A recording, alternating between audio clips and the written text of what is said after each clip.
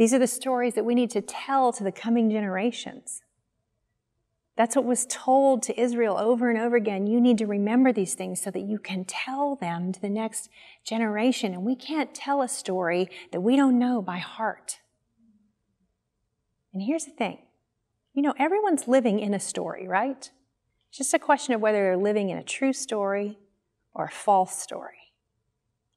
There are people who are living in all kinds of false stories, kind of like the one that Pharaoh was living in.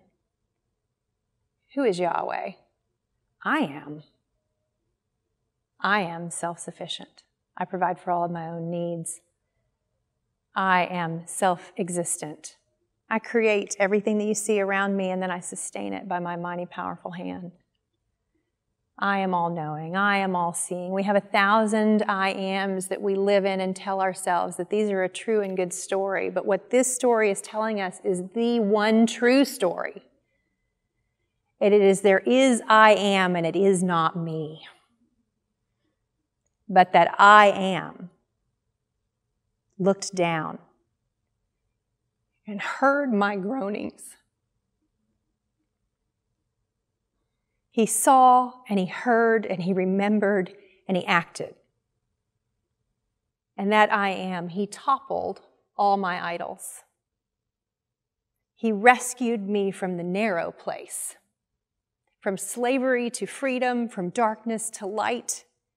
He led me through the door of Christ's blood. Lovingly and tenderly, he washed me with the waters of baptism. My sins were drowned. My old life was gone, cut off no more. He led me into the wilderness to test me, that ultimately my faith might prove as gold. He sustains me with daily bread that is the bread of life. He quenches my thirst with living water. He grants me rest for my soul. He turns my eyes toward the promised land.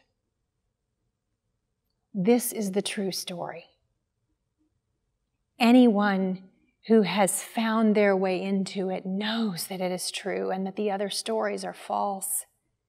We should be able to tell it to the coming generations, that we might fear God more than Pharaoh in everything we do, and we might render to him the worship that he is due, and that all the world would know that Yahweh is God alone. Yahweh delivers us.